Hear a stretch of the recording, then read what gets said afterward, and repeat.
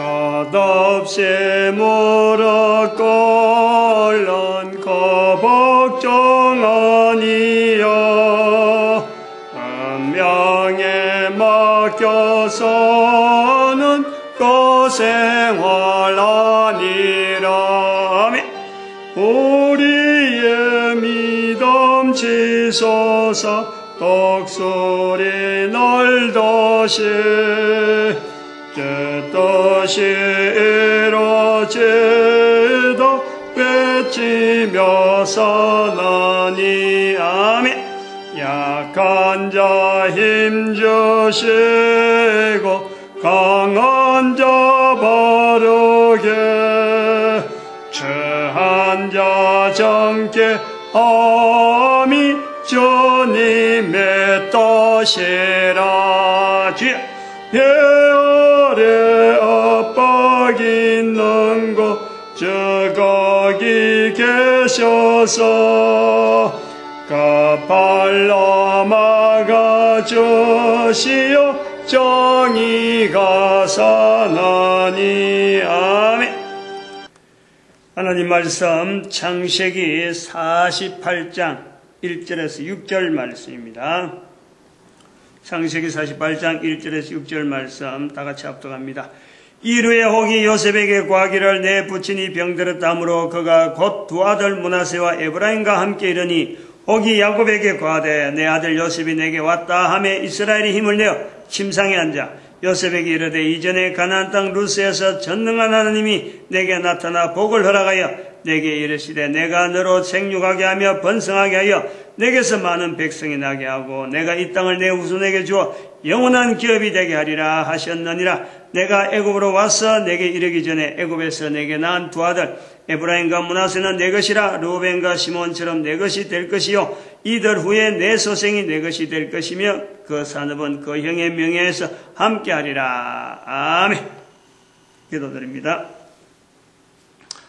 할렐루야. 복된 시간 들어가였습니다. 이 거룩한 시간을 통하여서 살아있는 동안 충실하게 하나님의 하나님 되심과 인간의 피조물 되어짐을 분명히 할 수 있는, 그리고 모든 인간들이 예수 그리스도 앞에 피조물로서 참으로 창조자 하나님에게 나아가는 거룩한 입술 주님이라 고백하며 모든 인간들의 무릎이 참으로 무릎을 꿇게 하여 주시옵시고 가장 높은 이름 위에 예수 그리스도를 둘 수 있도록 특별히 우리 민족이 주님 앞에 쓰임받도록 복내려 주시옵소서. 감사하고 예수님의 이름으로 기도드립니다. 아멘. 창세기 48장을 통해서 지금 13번째, 오늘로 13번째 지금 하고 있습니다. 전도자 야곱에 들어갔습니다. 같은 제목으로 계속하면서 오늘은 특별히 지난 시간에 이어서 제목을 하나 더 붙인다면은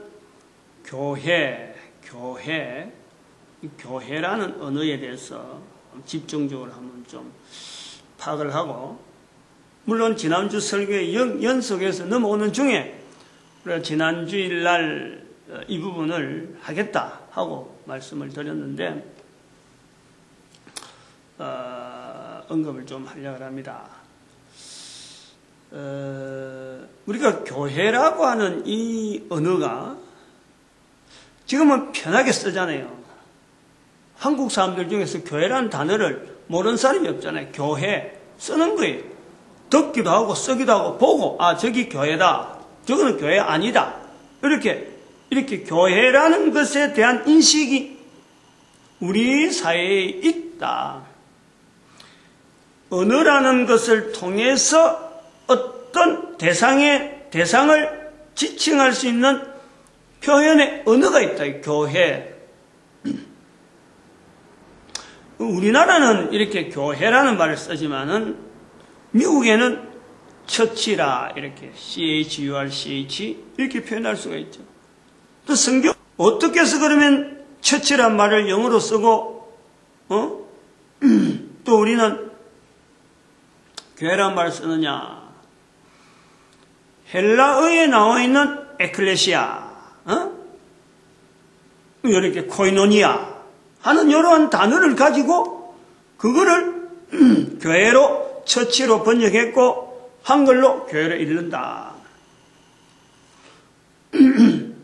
이렇게 교회라고 하는 이런 내용이 읽혀지는 근거에는 왜 그럼 굳이 교회라고 하고 불러야 되느냐? 다른 이름은 안 되느냐? 그저 성경의 번역으로 교회로 번역을 해서 교회란 언어로 우리가 쓰는 거예요. 물론 그 처치로 번역하고 에클레시아라고 하는 표현이 되어 있는 것이죠. 근데 이렇게 표현하는 성경에 기록할 당시의 교회는 어떤 모습이었느냐?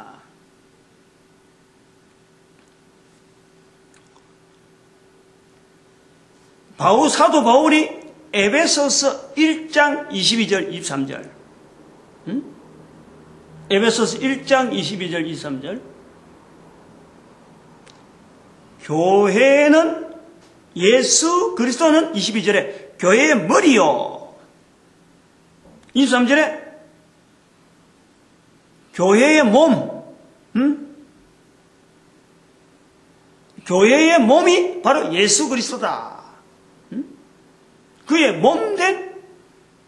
몸이 교회다. 에베소서 1장 22절 23절. 이 교회와 예수 그리스도를 아주 직접적으로 연결해버려요. 직접적으로. 예수 그리스도는 이 땅에 계시다가 부활하셨어요. 이 땅에 계시다가 십자가에 죽으시고 부활하시고 그리고 승천하셨어요. 안 계셔. 안 계시는 예수의 흔적을 실제적인 현재적인 모습을 교회라고 하는 틀을 가지고 오늘 전 세계 사람들이 인식하는 거예요. 에베소서 1장 22절의 내용과 23절의 내용이 그런 거예요. 사도 바울의 의도, 사도 바울이 감동되어진 어떤 표현, 예수 그리스도를 나타내야 되는데, 예수 그리스도를 알리는데, 예수 그리스도를 어떻게 그러면 실제적으로 있는가? 없는 하늘에 있는 지금 인간 세상의 눈으로 볼 수 없는 그 예수 그리스도를 어떻게 나타낼 것인가 할 때 대체되는 언어가 교회라고 하는 말이에요. 교회. 이러한 의도를 사도 바울이 썼을 때에 에클레시아, 코이노니아 뭐 이런 언어로 막 여러 가지 언어를 쓰는데 그걸 영어로서 처치, 한글로 교회 이렇게 우리가 지금 인식이 된다. 우리나라 지금 한국 국민에게서 이렇게 인식이 되는 거예요. 그러면서 사도 바울이 교회라고 하는 단어를 쓸 때 실제로 어떤 대상, 사도 바울 현재 당시 상황에서 아무 근거도 없고, 그야말로 멍멍한 백지 상태에서 교회라는 언어를 썼느냐? 그게 아니라는 거예요. 대상이 있다는 거예요. 즉, 모델이 있다는 거예요. 모델. 교회라 부르는 이 모델이 있다는 거예요. 그 모델이 뭐냐니까 유대인. 사도 바울이 유대인이잖아요. 유대인. 유대인으로서 해당 제도라 하는 이 해당 제도에 대한 모델을 사도 바울이 복음을 전해서 그 복음을 통해서 별도로 해당과 또 다른 하나의 모임이 운영이 되니까 해당과 다르다 하는 어떤 구조를 교회라 실질적인 형태를 나타난 것을 가지고 교회라 부른 거예요. 해당이 없었더라면 아마 부르는 것도 어떻게 전혀 다르게 부를 수가 있겠죠. 그래서 해당이라는 그 부분에서 별도로 여기는 코이노니아, 해당 중에서 해당은 유대인들이 그냥 몰리는 곳이지만은 코이노니아라고 하는 에클레시아라고 하는 이것은 주로부터 예수 그리스도를 믿는다고 하는 사람들이 별도로 로마 제국이라고 하는 수많은 현장에서 살아가는 생활 속에서 이젠 그곳에 불려온다. 특별히 선택되었다. 불려온다. 또 그것에 와서 서로가 서로를 봉사한다. 에클레시아. 봉사하는 거예요. 봉사. 코이노니아. 봉사하는 거예요. 봉사. 서로 간에 봉사. 해당하고는 다르다. 해당은 단순하게 토요일날 모여서, 지금은 토요일이죠. 토요일날 모여서 참 말씀을 가지고 이렇게 강론하고 하는 거로 유대인들의 어떤 결속력, 그거 확인하는 장이라 그런다면은 성전을 대신한 어떤 다른 하나의 형태로서의 한다면 여기는 또 다른 봉사, 서로 간에 주고받는 것에 봉사, 코이노니아. 그리고 수많은 각 곳에서 어떤 형태로 가져왔든지 여기 오는 그 사람들의 입장 자체는 다른 데서 보는 것 같고 뭐 재고 이렇게 할 것이 아니라 여기 오면은 동등하게 한 사람 한 사람 불려왔다. 택함 받았다. 에클레시아. 이런 호칭이 있어서 그것이 교회라 하는 구조로 처치를 과정을 거쳐서 영어로 거치고 또 우리 한글로 교회라 하는 것으로 읽혀지는 거예요. 읽혀진다. 요 교회라는 단어가 지금 일반화되어졌다 하는 이것이에요. 우리는 아주 중요한 어떤 시각이 있어야 되는 거예요. 교회라고 하는 것이 일반화되어지고 어느 나라에 가도 어디 가도 교회라고 하는 어떤 상징성, 아 저기 교회다.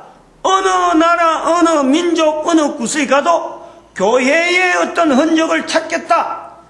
말이 통하는 거예요. 전혀 교회가 있어야 될 자리가 아님에도 불구하고 교회의 흔적을 찾는다든지 교회가 걸어온 어떤 과정을 한번 살펴보겠다 하고 이야기를 주고받으면 알아듣는 이 내용이 있다니까. 서로 간에 통한다니까. 요 시대에 교회라는 언어가 통하는 시대, 통하지 않았을 때가 있었다는 거지. 전혀 안 통할 때가 있었다는 거지. 교회라는 게 뭐냐 할 때도 있었다. 그러한 시기를 거쳐서 지금은 교회라는 언어가, 교회라는 용어가 통하는 시대. 오늘 우리가 있는 시대, 이 시대예요. 사도 바울 시대하고 우리하고 전혀 다르는 거예요. 사도 바울이 쓰고자 할 때, 그 처음에 기록할 때 교회라는 언어를 쓴 거하고 오늘 우리가 쓰는 거하고는요, 교회라는 같은 동어를 써도 이거는 전혀 다른 환경 속에서 쓰고 있다는 거예요. 그러나 우리가 교회라는 것에서 근본적으로 가야 될 자리가 어디냐? 교회는 바로 예수 그리스도의 머리라. 예수 그리스도께서 바로 교회의 머리라. 예수 그리스도의 이름은 빠져버리면 교회의 이름은 될 수 없다는 말이에요. 될 수 없다는 거예요. 과연 그러면 지금 전 세계 어느 곳에 교회라고 불려지는 교회가 있고 실질적으로 교회 속에서의 활동한 정말 참 원하는 참 그리스도를 머리로 두고 있는 교회가 있고 전혀 교회하고 불려질 수 없는데도 불구하고 교회라고 불려지는 곳이 있는 거예요. 예수 그리스도하고 전혀 관계가 없음에도 불구하고 내려오는 전통으로 인해서 교회라고 불러주는 일이 있다니까.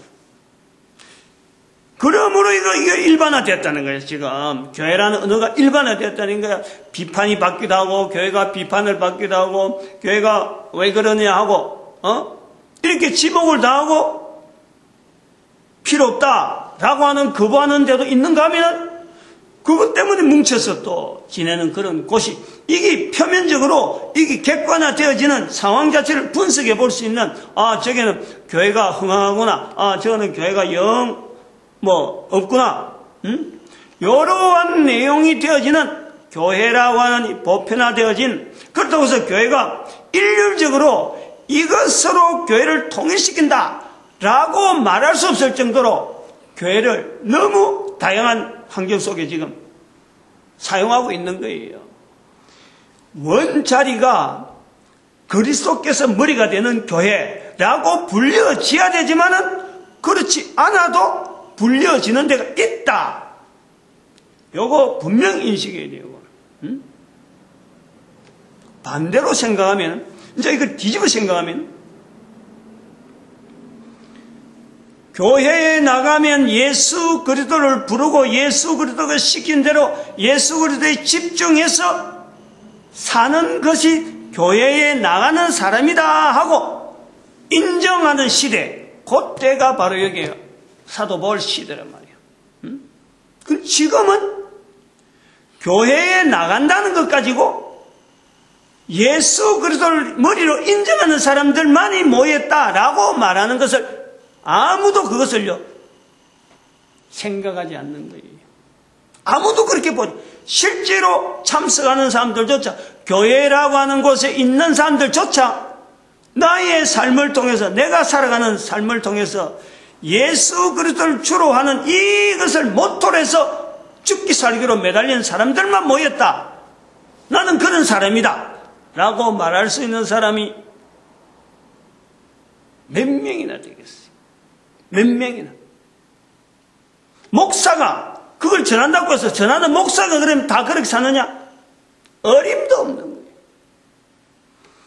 교회에 있는 직분으로 가지고 교회 종교인이라 불려주는 것 가지고 과연 교회가 가야 될 자리에서 충실한 어떤 그 삶을 보여주는, 그리스도를 머리로 하고 그리스도의 몸으로서의 교회로 보여줄 수 있는 이런 교회 다니는 사람의 삶을 찾아볼 수 있는가? 이게 보편화라는 거예요. 이게 교회라는 언어가 보편화되어지는 과정에서 이런 부분이 서로 간에 폭넓게 되어 있음으로써 또 한편으로는 교회라는 언어가 활용이 되어진다는 거예요. 만약에 일률적으로 교회 다니는 사람만이 이런 사람이다 하고 딱 고정적으로만 딱 정해져 있고, 참 교회 안에서의 말하는, 성경에서 말하는 예수 그리스도의 몸으로서만 교회다 하고는만 외치는 것을 딱 정해진 틀로 보려면요 워낙에 좁아요. 사람들이 워낙에 출입하는 그 길로 가는 것이요 너무너무 제약되고 막 나는 이게 안 된다. 나는 이게 그리스도가 아니다. 이 그리스도를 모시는 이게 아니라 탁탁탁 잘라내는 통해서 그거 찾아라 하면요 더 어려워요. 더 어려워. 그렇게 해서 교회라 하고 딱 정해놨는 걸 하면은 교회 자체가 이렇게 통용이 안 됩니다. 응? 워낙에 펼쳐져 있고, 니도 교회, 나도 교회, 쉽게 교회라는 말을 쉽게 이야기하고, 나도 교회 간다, 니도 교회 간다, 나도 교회 다니는 사람이다. 이 교회라는 언어를 통해서, 지는 아무나, 참 그야말로 아무나 쓸 수 있는 언어가 됐으니까, 지금 이렇게 보편화되었다라고 봐야 된단 말이에요. 이런 내용들을 지금 이 시간에 왜 지금 처음부터 지금 이렇게 나오느냐? 왜 나오느냐?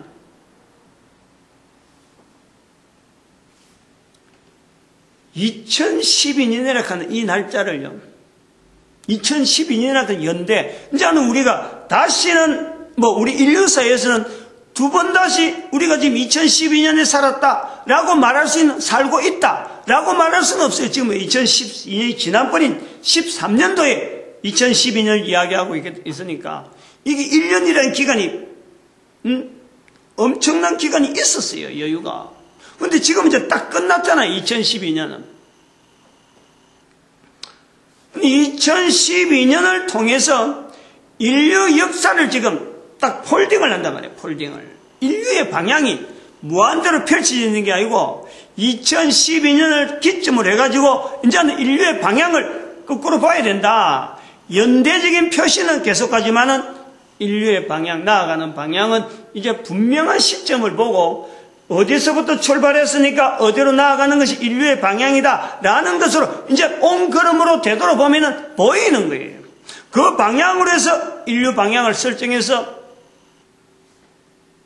선포하는 시대, 부활 통일 시대라 하는 시대가 이제부터 2012년 기점에서 이제 시작되어서 계속해서 나갈 거다. 성경 보고 성경 읽는 거, 우리가 신앙생활 한다는 모든 것에 대한 이 해석이고 이 변화를요, 우리가 여기서 취해야 되는 거예요. 시점을 취해야 되는 거예요. 혼자서 외친다고 개인적인 의견이다, 뭐 그렇게 생각해도 되는 거예요. 그러나 이런 내용에 대해서 개인이 이런 소리를 듣기까지 하나님께서 사인하시고 보여주시고 여러 가지 섭리하셨던 것을 정리해보면요, 개인이 분명히 답해야 돼요. 이것이 개인의 일이 아니라는 거예요. 앞으로 온 인류가 이게 중심에서 과연 2012년이 폴딩이 되었구나 하는 것을 인식할 날이요, 반드시 옵니다. 반드시. 왜냐하면 지금 동영상 남겨가지고 동영상을 통해서 인터넷에 전 모든 인류에게 이것이 증거로 남아있는 이상에는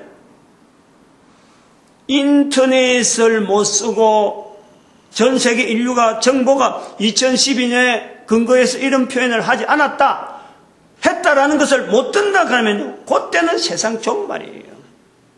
끝나는 거예요. 더 이상 뭐 볼 거 없어요. 그런 것을 지금 이야기하고 있는 거예요.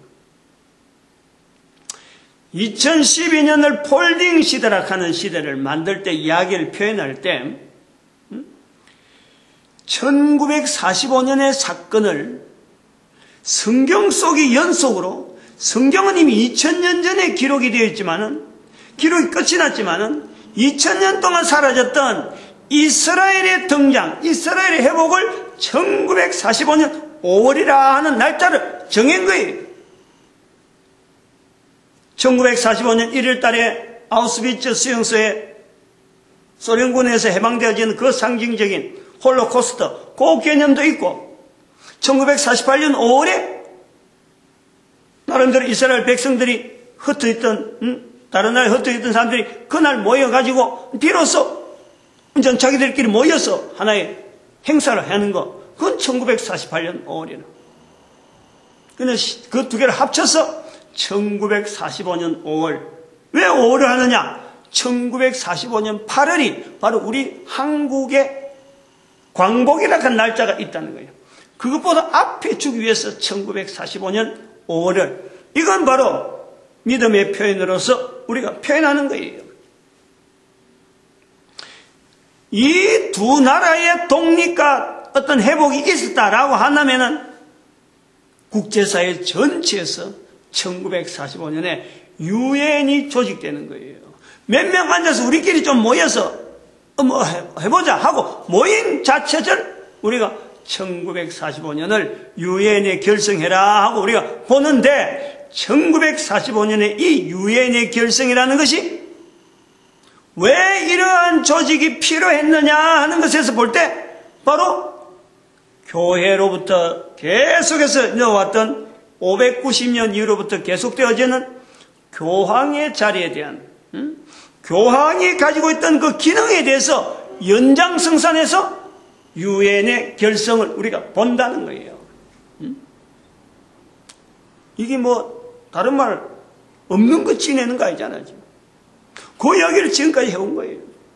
그래서 1933년 교황이 나치스 회의를 하고 1929년 교황이 이태리와 라테란 회의를 한 것 통해서 이제는 교황의 자리는 더 이상 국제연합이 생긴 이래로 국제연합적으로 교황이 이제는 그 일을, 교황이라고 하는 교회를 통해서 자리를 잡았던 교황이라고 하는 이 직책은 이제는 없애야 된다.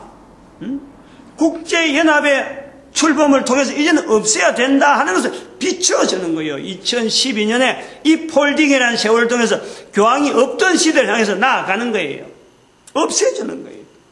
새로 만들려고 하는 게 아니고 있는 것에 대해서 정리를 한단 말이에요. 언제 교황이 이제는 더 이상 손 놨게 하는 건 아직 연대는 있으니까 이제는 가더라도 방향은 그래 간다 이거지. 방향이. 그 시점을 1945년 사건을 기점해서 2012년에 그것이 발표되는 것으로서 2012년 끊는다 이 말이에요.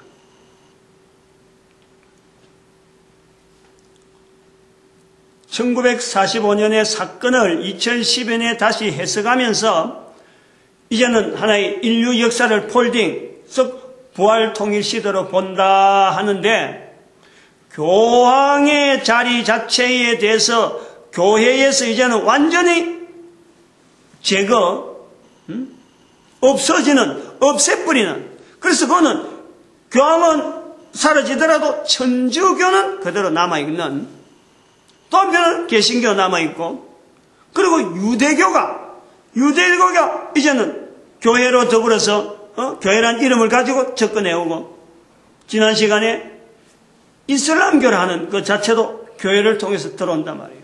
교회란 이름 속에 들어온다는 거예요. 그래서 교회라는 이름은 성경 말씀에 에베소서 1장 22절에서는 예수 그리스도의 몸인 거예요. 즉 예수 그리스도를 근간으로 해가지고 모이는 하나의 단체, 조직, 이걸 오늘날 우리가 인식하자. 그럴 적에 이슬람교도 분명히 초반에 마호메트를 통해서 예수를 선지자로 인정해라 하는 표현 방법이 교황과의 거리가 있는 상황에서 생긴 표현이라고 해서 예수 그리스도하고 떠나 있는 표현이 아니란, 예수를 그리스도라 하는 고백이 그들이 표현할 때 예수를 선지자로 인정해라 하는 내용으로, 근데 그것을 교황 쪽에서만 계속 자료를 갖고 있기 때문에 마치 예수 그리스도를 낮추는 것처럼 오히려 비약하고 정보가 전해져서 그렇지, 우리가 그 고백을 예수는 그리스도라 하는 고백하고 똑같다는 걸 고백을 얼마든지 우리가 시대상으로 볼 때 얼마든지 인정을 할 수 있는 시대라 하는 거예요. 유대교는 예수를 부인했지만은, 예수의 그리스도 되심을 부인했지만은 그리스도께서 부인하지 않는 거예요. 유대교는. 왜냐하면은 성경을 통해서 유대인들이 꾸준하게 그리스도를 바라보고 기다려왔으니까, 기다리는 자들에게 감게 하시는 그 역사를 우리는 2000년 동안 하나님께서, 그리스도께서 유대인들에게 임마누엘에서 동행했다는 내용을 우리는 고백하는 거예요. 이런 고백들, 천주교의 교행들 지내기, 또 유대교의 임마누엘, 이슬람교의 예수를 그리스도로 고백하는 이런 사건과 더불어서 개신교도 말씀을 분명히 드렸나요?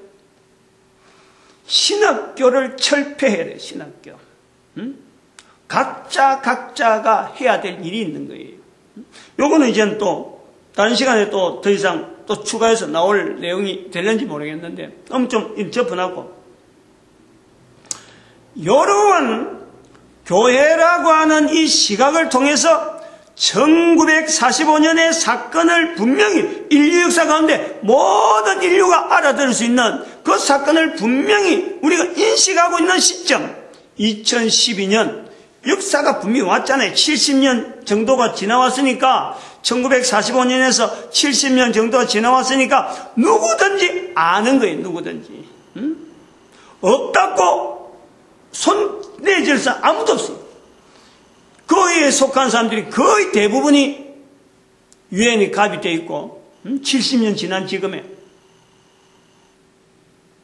이스라엘이 지금 그때 독립해하고 그때 회복해하고 아직도 유지하고 있고, 우리도 광복이 되어 있는 상태에서 여전히 그 국가체제가 유지가 되어 있는 이 존재되어진 것에 대해서, 그리고 각 나라 각국마다 여기에 대한 인식이 이스라엘을 그냥 무시할 정도가 아니고, 우리 민족을 무시할 정도가 아니고, 유엔을 무시할 정도가 아닌 지금 시점 2012년 분명한 증거를 두고 이 내용이 성경의 연속이다 하는 내용으로 말할 수 있는 어떤 교두보적인 역할을 하는 단체, 그것이 뭐냐? 그게 교회다라는, 교회에 대한 인식이, 교회에 대한 어떤 기능이, 교회에 대한 어떤 사명이, 자리가 성경에서 끊어진 성경의 내용을 가지고 2000년 지난 사건을 성경 속으로 집어넣는 이 일을 교회가 하는 거예요. 해야 될 일인 거예요. 왜냐하면 교회는 그리스도의 몸이니까 이 속에서 나타나는, 인류 역사 속에 나타나는 그리스도를 성경 속으로 다시 집어넣고 하는데, 교회는요 여전히 그 기능이 있다는 거예요. 그 기능이 있다. 그게 이제 지난 시간까지의, 여기 이제 지난 시간까지의 교회에 대한 인식, 어떤 교회에 대한 새로운 어떤 기능의 어떤 내용, 지금까지 알고 있는 단순한 어떤 뭐 머릿속에 애우는 정도의 어떤 교회가 어떤 거다, 교회론이 아니고 실질적으로 내 생활 속에서 나의 어떤 예수 그리스도의 믿음을 가지고 성경의 기록은 끊어졌지만은 성경 밖에 있는 사건조차도 성경 속으로 집어넣으려고 하는 우리의 믿음이 요구되어지는 분명한 자리, 이것이요 교회를 통해서 표현되어져야 되고, 이런 믿음을 통해서 이슬람교나 유대교나 천주교나 개신교가 각자에서 지금까지는 교회라고 하는 범위에 밖에 있는 듯이 서로 간에 어떤 경쟁적인 자리에 있는 거고 전쟁까지 물싸던 그런 관계지만은 같은 또래다, 같은 한 울타리다. 그리스도를 몸으로, 그리스도를 머리로, 우리 전체가 다 그리스도의 지체로서 네 개의 종단이 유지가 되어 왔다라는 거예요. 그래서 여기서부터 하나가 되어지면서, 하나라고 할 때에 하나라고 하는 구성 속에서 이제는 앞으로 어떤 형태로 나갈 것이냐, 그 방향 자체에 대해서 우리가 쭉 나가면 결국에는 2000년 전에가 사건이 나오고 아브라함의 사건이 나오고 더 쭉 나가면은 바로 에덴 동산이 바로 코앞에 있는 거예요. 바로 코앞에 있는 거예요. 그 에덴 동산 2장 17절의 말씀 앞에서 우리가 멈추는 거예요. 멈추는 거예요. 그것이 바로 저는 볼 때 예수님의 재림 사건이 아닌가 보는 거죠. 어쩌보면은 인류 2000년 아니면 4000년 아니면 6000년, 아담이 아벨이 죽고 난 뒤부터 나이를 카운트하고 지금 6000년이에요. 6000년 동안 인터넷 시대를 통해서, 인터넷이라는 시대를 통해서 인류의 흐름 자체가 이렇게 갈기로 막 떨어졌는데, 그것 자체에 대한 흐름 자체를 하나로 교회라고 하는 언어를 통해서 이게 뭉쳐질 수 있는 때까지 오게 된 것이 인류의 6000년 역사가 아닌가. 그래 봐서 2012년을 폴딩, 이제부터는 뭉쳐진 인류의 눈으로, 뭉쳐진 어떤 교회가 가야 될 방향의 눈으로 이제는 에덴 동산을 향해서 나가는 거예요. 나가는 거라니. 이제 여기에 교회라고 하는 단어가 우리 한글이라고 하는 교회로 남아있는 이 자리를 찾으면서 교회가 나가야 될 방향에 대한 제시를, 그렇다고 해서 아니야말로 이슬람교나 천주교나 유대교나 또 개신교 자지가 지금 현재 각 나라 각국마다 흩어져 있잖아요. 그걸 몽땅히 합쳐서 마치 그림 도화지판에 있는 그림 수정하듯이 싹싹 지어버리고 이제 색깔 하나다, 이렇게 할 수는 없는 거 아니에요. 기존에 있는 색깔은 가지고 있더라도 경계가 있고 생활이 있고 또 어떤 그 분계점에서 마찰이 없을 수가 없어요. 당장에는 그게 어느 날 갑자기 그림 지우듯이 페인팅 하듯이 그냥 쓱 사라지는 그런 게 아니잖아요. 시대가 가야 되고 변화가 되어야 되고 접근이 되어야 되고 개인의 인식이 바뀌어야 되고 생활 습성이 바뀌어야 되고 서로 간에 이 조율되어지는 과정이 분명히 필요한 거예요. 이런 과정 시간이 요구되어지는 이 시점이 남아있는 요때에 우리가 한글로 불러지는 이 교회라고 하는 이 기능에 대해서, 이름에 대해서 우리의 자리가 있다는 거예요. 우리의 자리. 이스라엘이 언사, 언약해 할 때 은혜, 한국의 한글, 우리의 이스라엘 백성들이 가지고 있는 은혜 자리에 우리가 기여가 있어요. 사의 자리에 우리가 할 일이 있는 거예요. 은혜는 언약이지, 언약. 처음에 은사할 때 이거는 말. 그 다음에 사하는 거는 사도. 요 기능에 우리 한국의 기능이 있다. 그 다음에 여기에 언약할 때 여기에 한국의 기능이 있다는 거예요. 한국의 기능. 없을 것 같은데 없는 것들 찾아내는 거예요, 지금. 일부러 우리 한국의 기능을 이 언약이라고 한 자리에 이스라엘이 독립된 것에서 이스라엘의 기능만 찾아볼 수 있는데 이스라엘의 기능만 갖고는 도무지 안 된다. 이스라엘의 2000년 역사 동안 어느 나라도 지원 안 했고 아무도 동료가 없는 이스라엘 자체만 안 하고는 이스라엘이 제대로 행세를 못한다. 그래서 그게 항상 받쳐지는 나라가 한반도라는 한반도. 이 부분에도 이스라엘이 그 자리에 있는 것을 하나님이 세우신 것이다. 다른 나라 마찬가지로 주변에 있는 나라도 이스라엘이 인정해야 될 것은 다른 나라도 하나님이 주신 것이다. 그거 인정해라. 그게 은이에요. 그러면서 이슬람 종교, 유대교 인정하고 천주교, 개신교 인정하라. 그러한 바탕 속에서 교황 자체에 대한 아주 칼날과 같이 아주 분명하게 교황이라고 하는 언어 자체는 인류사에서 이제는 쓰지 못하는 단어로 이제는 교회가 철저하게 거부해야 될 시기로 발표한 거예요.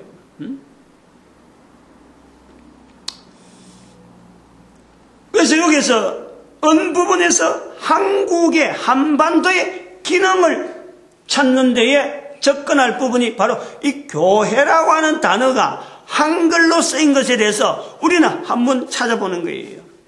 교회가 해석하고 교회가 지금 모으고 있는데 교회라는 단어를 우리 한국 사람이 교회라는 거지 한글로 교회라는 언어를 쓰지.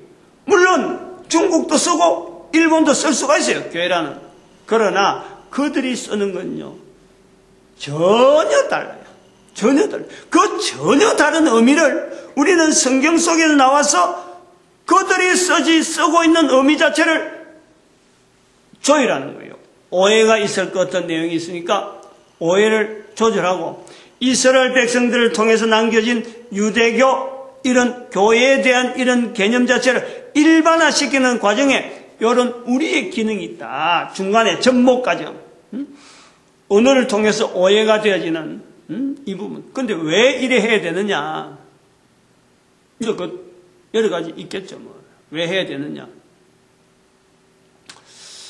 중국이라는 단어를, 중국이라고 하는 이 숫자, 전 세계 70억 가운데 한 나라가 13억이에요. 13억.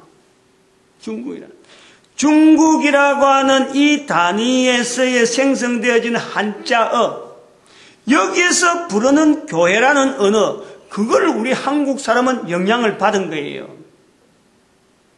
그런데 이 중국이라고 하는 단위가 있는 요 위치, 지형학적으로 21세기에 당하는 인터넷 시대에 당하는 이 중국이란 이 단위 13억이란 이것이요.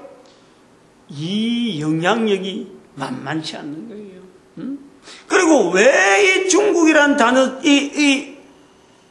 어떤 이 단위 국가가 오늘 이 교회라고 하는 이 속에서 하나의 자기들 주관을 가지고 지금 지켜보는 가운데 가장 교회의 영향력이 가장 교회에 대해서 오해된 모습으로 나타내고 있는 것이 또한 중국이라고. 역사 가운데서 분명히 여러 번 접근할 수 있는 여러 가지 요소들이 많이 있음에 불구하고 교회에 대해서 여전히 부정적이며 지향하는 점이 항상 거부되는 모습으로 교회에 걸어가는 걸음에 거부되는 모습으로 남아있는 요 요소에 대해서 우리는 전 세계 인류를 예수 그리스도 앞에서 예수 그리스도 소개하고 예수 그리스도 앞에 무릎 꿇고 예수 그리스도 주라 하는데 우리 민족 자체에 나아가야 방향을 우리가 나름대로 정해놓기 때문에 우리가 알고 있는 교회라 쓰고 있는 이 언어가 중국으로부터 내려온 것에 대한 분명을 인정을 하면서 그럼에도 불구하고 우리가 중국의 언어에 대해서 우리는 항상 저항적인 자세, 그것 자체를 전폭적으로 다 수용하지 아니하고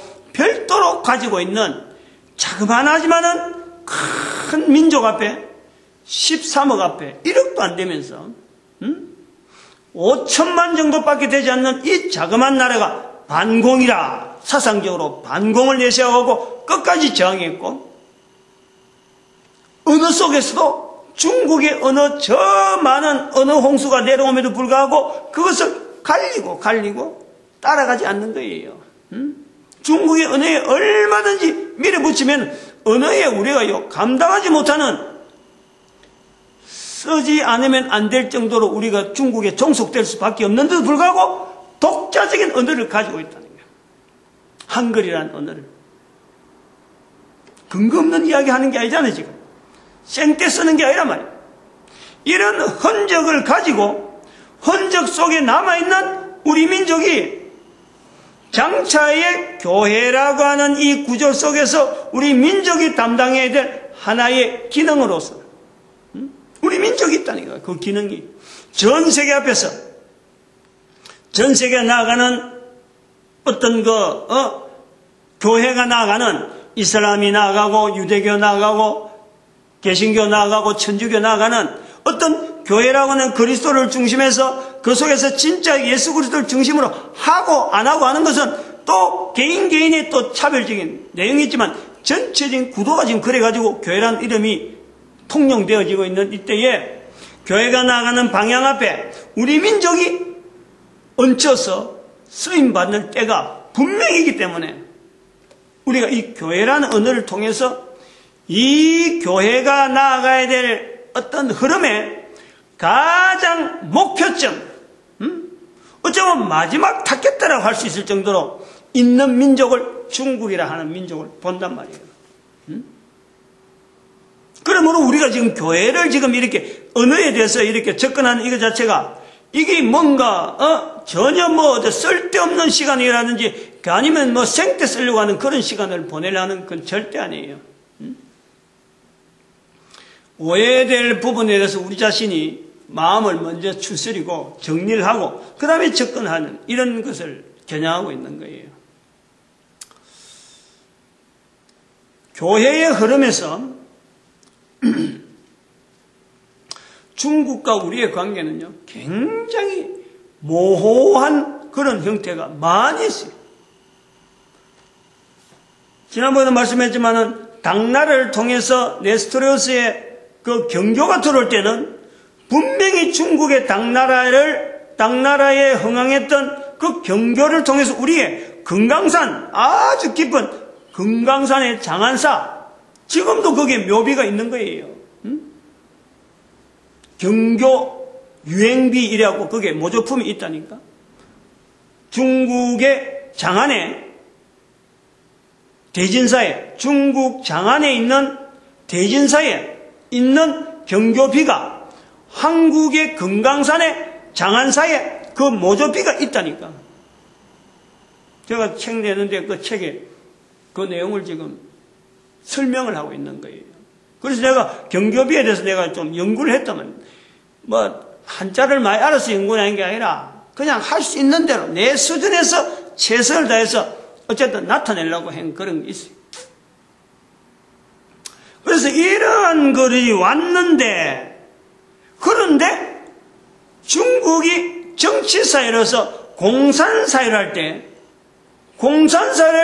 우리 한국은 철저한 반공으로 받아치버리는 거예요. 받아치버린다. 이 중국을 통해서 내려오는 또 소련과 통해서 북한이 또 그 동조해가지고 내려오는 그 공산 세력에 자그마한 남한이 반공이라는 걸 갖고 내세워버려가지고 거부했는 거예요. 그 세월이 한 40-50년 지나니까 중국하고 우리하고 완전히 판도가 바뀐 거 아니에요. 지금은 중국이 우리한테 끌려왔던, 얼마 전까지만 우리한테 끌려왔지. 이제는 끌려온 정도가 아니죠. 끌려오는 듯하고 왔지만은 그 속에 말이야. 마치 새끼줄 가지고 잡아 당겼더만은 새끼줄에 큰 어떤 황소가 어슬렁어슬렁한데 끌고 올 때는 어슬렁어슬렁 내 손은 끌려오는 것지만은 막상 황소로 보니까요 겁이 덜컥 나는 거 아니에요. 지금 우리 한국의 형태가 그런 거예요. 중국이 경제가니까 우리가 다 있는 것처럼 중국 제품 별가에다 가고 무시하고 이랬는데 실제로 중국의 그 저력이라는 거는요, 이거는 어마어마한 거예요. 이거 무시하면 큰일 나는 거예요. 언어의 힘, 13억이라는 인구가 지금 공통되게 쓰고 있는 언어가 있는 거예요. 이 힘을 무시하면 안 돼요. 언어의 구조를 가진 통용이 되고 있다는 거예요. 그리고 그게 수천 년간 그 지형 안에서의 멸절되지 않고 전쟁이 나면 전쟁이 나는 대로 자연재해가 생기면 자연재해가 생긴 대로 이것을 겪어왔던 수천 년의 역사가 있는 거예요. 한 곳에서. 이것이 지혜인 거예요. 이걸 무시해버리고 우리는 지금 단순하게 국가 경제 GDP 이런 데서 따져가지고 중국을 그동안 어쩌면 얕반 거지. 그 새끼줄과 땡겼던 거지. 가까이 있으니까 또 우리도 안 잡을래 안 잡을 수 있는 새끼줄이었지만은 알고 보니까 지금 그 힘이라는 게 중국의 힘이 그 역사의 힘이 그 인구의 힘이 이게 어디 감당할 정도가 아니잖아. 우리나라 자체가 감당할 내용이 아니에요. 전 세계 인류가 지금 앞으로 중국에 의해서 영향을 받도록 되어 있는 거예요 지금. 제가 좀 다른 이야기지만 텔레비전을 보면서 옛날에는 24번 채널 뉴스만 착 봤어. 뉴스 상만 보는 거예요. 그리고 어떤 때 한편은 또 어떤 때는 이런 동물의 왕국, 고정적으로 딱 거기만 늘 시기가 있어, 시기가. 내가 어느 때는 동물의 왕국을 많이 봤고, 어떤 때는 뉴스만 많이 봤고, 지금은 뉴스만 많이 보는데, 이제는 바뀐 거예요. 책에 중국에 대한 내용을 하려고 하니까, 내가 중국에 대해서 아는 게 있나요? 그래서 이걸 갖고 좀 표현을 하려고 이래 보니까, 중국 사람들의 어떤 사상, 그 흐름, 문화 속에 그 중심이 되는 내용이 뭔가 하는 이걸 보려고 하니까 자연히 요즘 영화 케이블 TV가 발달해갖고 채널이 나오거든요. 그래서 중국 영화를 많이 봅니다. 삼국지, 포청전, 또 요즘 대진제국, 대진제국. 그 대진하는 거는 진나라, 진시황 나올 때. 삼국지 다음의 시대죠. 삼국지 다음의 시대. 후삼국 시대라 볼 수 있는 그런 내용이죠. 근데 이런 내용을 이렇게 보면서 중국 사람이 이 어떤 하는 행동들, 언어들, 이런 걸 굉장히 많이 연구를 하는 거예요. 몸가짐, 그러고 저들이 참 중요하게 여기는 게 뭐다. 요걸 보는 거지. 단연 내용 자체, 스토리 자체를 이렇게 보는 것보다도 실제로 한 장면 한 장면에 나오는 이 표현적들, 그리고 거기에 가치를 뭐로 두고서 저런 표현이 쓰고 있는가 하는 이런 부분들. 이런 부분을 내가 많이 보는데, 책을 쓰니까 관심이 가는 거예요. 이제 그런 측면에서 이 중국과 한국과의 이 관계성 속에서 아까처럼 경조는 금강산까지 왔는데 영향을 분명히 받는데 이 중국을 통해서 나타나는 그 경교의 영향은 우리나라에서는 사그라져 버린 거예요. 싹을 못 피웠다는 거죠. 그 다음에는 1443년 한글이 창조되어져 반포되어지는 이 사건 자체를 중국과 분명하게 차별을 하는 거예요. 제가 볼 때는 우리 민족의 독특성이라는 것은 13억 인구를 쓰는 언어가 우리 조그마한 한반도의 언어 이거 흡수하려고 하면요 이거 뭐 문제겠어요? 아무 문제 아닙니다. 그런데 우리는 한글 반포락하는 엄청난 사건을 지금 우리가 가지고 있다는 거예요. 중국 앞에서 볼 때는, 중국으로 볼 때는 이거는 정말 맹랑한 거예요. 13억 인구가 쓰고 있는 언어를 5천만 둘 다 합해도 1억 정도밖에 안 되는 이 언어를 흡수를 못해서 여기는 독자적인 언어를 가지고 지금 가지고 있는 거예요.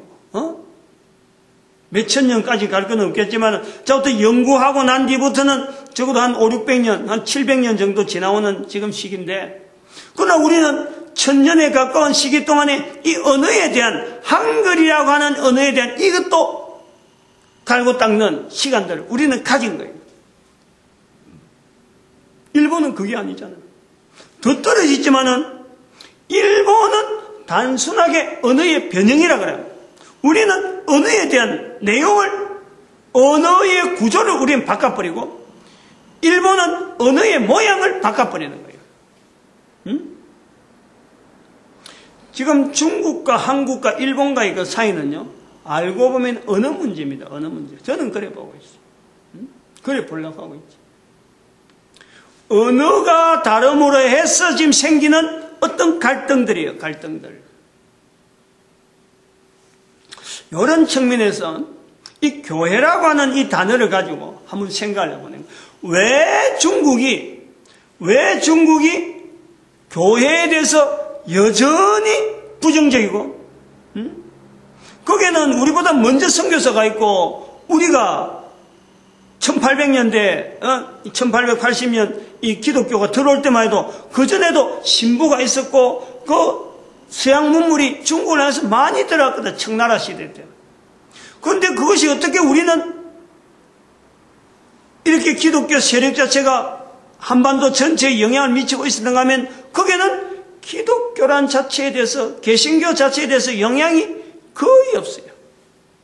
오히려 탄압하잖아요. 탄압을 하는데 그 지하교회 이렇게 하고 지금, 가정교회, 이렇게 교회 이름들이 막 이렇게 가정교회라는 이름을 두고 막 형성되는데, 그런 것도 우리가 아까처럼 교회라고 불러줘서 그렇지, 실제로 어떤 내용을 가고 잣대를 가고 딱 갖다 대면요, 교회가 아닐 이유가 너무너무 많잖아. 그럼에도 불구하고 아까처럼 이슬람교도 교회, 천주교도 교회, 개신교도 교회, 개신교 안에서 그냥 하루 종일 하루 교회만 왔다가 잠깐 예배만 잠깐 드린다고 하면서 온 사람, 그 사람도 교인, 성도, 그런 사람들 많이 모였으니까 큰 교회, 이렇게 불러주는 거예요. 유대교도 교회, 불러준단 말이에요. 그런데 중국은 교회에 대해서 왜 이렇게 부정적인 이 환경 속에 중국의 역사가 있었을까라는 거예요. 여기 이제 우리 한글이라고 하는 이 기능이 있는 민족이 중국이라고 하는 어떤 장차에 있어서 온 인류의 마지막 화합장, 온 인류가 중국을 통해서 어떻게 보면은 참 중국의 어떤 개조, 중국의 어떤 참 중화되어지는 이런 내용이 온 인류가 마지막 장의 어떤 타겟트가 되어지는 것이 중국이라고 본다면은, 이 교회를 중국이 보는 시점은 이 내용이 뭐길래, 기본적으로 어떤 내용을 봤길래 중국이 이렇게 교회에 대해서 부정적이냐라는 거예요. 여기 한국 사람 아니면은 절대 그게 손 못 댑니다. 이 부분은. 제가 지금 이야기하려고 한 이 내용은 한글로 쓰는 사람이 볼 때에 이해가 되어지고 이것을 더 넓힐 수 있는 어떤 방법이나 또 여러 가지 제도를 만들 수 있지, 다른 나라 사람은 어림도 없어요.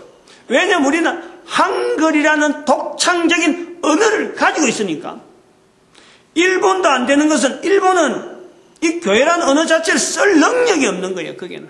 그리고 일본은 그냥 단순하게 글자를 중국에 있는 글자를 모방해 쓰는 거고, 우리는 별도의 독자적인 어떤 그 표현, 언어를 표시하는 독자적인 체계를 가지고 있는 나라. 이게 아주 특별한 거예요, 이게. 우리 민족의 독특성이라고 하면 이 부분이 아주 독특하다는 이걸 우리가 인식을 해요. 그래서 뭐 금년에는 한글날이 그동안에 국경일로 있다가 이제 금년부터 다시 이제 국경일로 다시 만든다 하는데 이거는 아주 중요한, 그렇다고 해서 무조건 국경일을 만들 게 아니라 정말 이것을 국경일답게 하려면요, 이런 것 주변에 있는 국가와 한글이 가지고 있는 자리를 우리가 왜 이래 존재해야 되는가 하는 걸요, 참 우리 민족의 사명 앞에, 전 세계 인류에 걸어가는 걸음에 우리 민족의 사명 앞에 연결해서 국경일을 잡아야지, 그냥 뭐 또 하나의 쉬는 날 이렇게 만들기 위해서 했다가 하면 큰 오산이죠. 그런 면에서 일단은 잘했다고 보고, 근데 뜻을 지금 제대로 넣어야 되는데, 그 뜻이 지금 좀 약하다. 그래서 오늘 이런 내용이 이제 좀 더 참고가 되면은 아마 그 연결해 볼 수 있는 내용이 아닌가 이래 봐요. 저는 그 중국의 교회에 대한 인식이 잘못된 것은 중국의 언어는 상형문자다, 상형문자. 즉, 중국의 언어의 특징이 뭐냐면, 이 상형문자가요, 능력이 있어요, 알고 보면은. 우리가요, 언어를 전달하면서 그 언어 속에 있는 내용을 바로 듣는 적시로 알아듣는, 이거요, 큰 능력이에요, 이거. 영어나 한글이나 어떤 다른 것은요, 문법 체계가 있잖아요.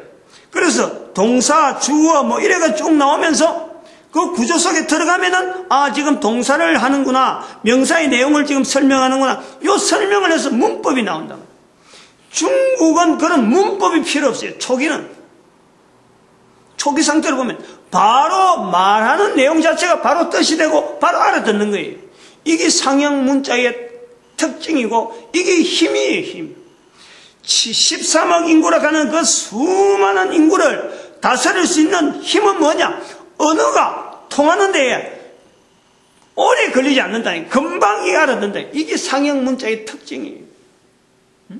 장점이죠. 근데 그 장점이 항상 갈 수 없는 것이 이제 인터넷 시대를 당했으니까 지금 어려운 부분을 당한 거예요. 그건 나중에 다른 시간에 제가 대안을 제시하겠지만 이 시간 지금 그 내용이 아니라 상형 문자라고 하는 이 독특성, 이것이 우리가 교회라고 하는 이 단어를 만들 때에 중국 사람들은 약자를 씁니다. 약자를. 그냥 어떤 그 상형 문자의 특징이 그런 거예요. 그 글자 안에 그 뜻이 들어있는 내용을 축약을 한단 말이에요. 축약. 그래서 교자라면 이게 교자라고 딱 부르는 순간에 벌써 다른 사람들이 알아듣는 거예요. 교 그러면 지금 무슨 뜻을 나타내는 게 교라고 했구나. 이게 벌써 말 속에 벌써 알아듣는 거예요. 번역이 따로 없고 거기에 동사 주어 이런 걸 따질 필요가 없는 거예요. 교 그러는 거예요. 교 그러면 벌써 그게 우리가 말하자면 가르칠 교, 가르칠 교. 제가 교자를 쓰기 때문에, 중간에 교자를 쓰기 때문에 이 내용을 어릴 때부터 고민해 본 사람이에요. 설명을 학교할 때 교자하고 교실할 때 교자하고 그 교자가 달라요. 그래서 그걸 누가 이야기를 해주는데 초등학교 때부터 내가 고민했다니까. 그걸 내가 교자 이름이 있으라니까. 우리가 초등학교 때부터 한자 공부를 했으니까. 도대체 이 가르칠 교는 뭐며 가르칠 교는 뭐며, 이걸 나는 모르게 어릴 때 내가 그걸 어떻게 알겠어? 가르칠 교, 가르칠 교. 어떻게 알겠어? 그 혼란스러웠던 거예요. 그 혼란스러운 것을 나중에 교회 와서 어떤 집사님이 내한테 물어보더라. 이름이 뭐냐? 손교식입니다. 교자가 무슨 교자냐 물어보는데 순간적으로 초등학교 때부터 고민하던 것이 고등학교 때 고민 그대로 있어가지고 아직까지 가르칠 교를 내가 분명히 설명할 단계가 못 돼갖고, 그리고 그걸 알아보려고 또 일부러 내가 애쓰지는 않고, 그래서 물어보기를, 교자가 무슨 교자냐? 한자로 된 걸 어떻게 이야기하냐? 뜻풀이를 어떻게 하냐? 이거죠. 그래서 나는 이 가르칠 교, 이것 자체 내가 인식이 안 됐으니까, 다르게 구분하는 게 안 됐으니까, 그냥 그거 혼란하지 않게 하기 위해서 교회 교자입니다. 이랬어요. 이 사람이 깜짝 놀라는 거예요. 응? 교회 교자도 있느냐. 내가 그래 이야기했더니, 한 번 더 물어보더라고. 교회 교자? 못 들어본 거지. 왜냐면, 우리 어릴 때에 좀 글자 아는 사람들은요, 한자로 무슨 이야기 하면요, 그게 무슨 뜻이 있는 글자다 하는 거 금방 알아들어요. 가르칠 교입니다 하면은, 그래, 그거 어떤 글자 모양 벌써 알아들어요.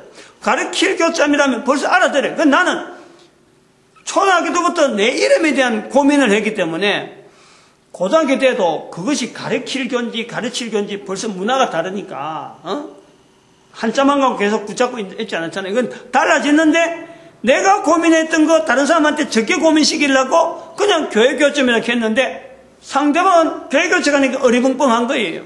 응? 차라리 교회 다니는 집사님이니까 글자는 알지. 교회 쓰는 교. 근데 그게 옥편에 있는 표현이 아니거든. 이건 마찬가지예요. 교짝하면은 벌써 탁 알아듣는 게 뜻글자니까. 무슨 교, 이래. 그럼 여기 해자란 말이에요, 해자. 교회만 나타내려면요, 교하는 내용을 가지고 해하는 내용이 포함되어 있다면요, 교회라는 말을 쓰지 않는 것이 중국 사람이에요. 응? 중국 사람. 벌써 1시간 넘었네. 1시간이 넘었네. 이거 설명을 하려면 여기까지 왔는데요. 다음 시간 또 합시다. 이거 이야기하려고 하는데 여기까지. 1시간 또 갑니다. 어쨌든 오늘도 우리가 하나님 앞에서 이 전도자 되어지는 것에 고민하는 거, 어쨌든 이 하나님께서 우리가 해봐야 될 근본 자리를 보고, 온 교회는 또 이 일에 쓰임받기를, 하나 되어지길 바라고, 우리 민족이 하나님 앞에 쓰임받는 일에, 이래 조그만한 거라도 쓰임받기를 바라는 거예요. 기도합니다.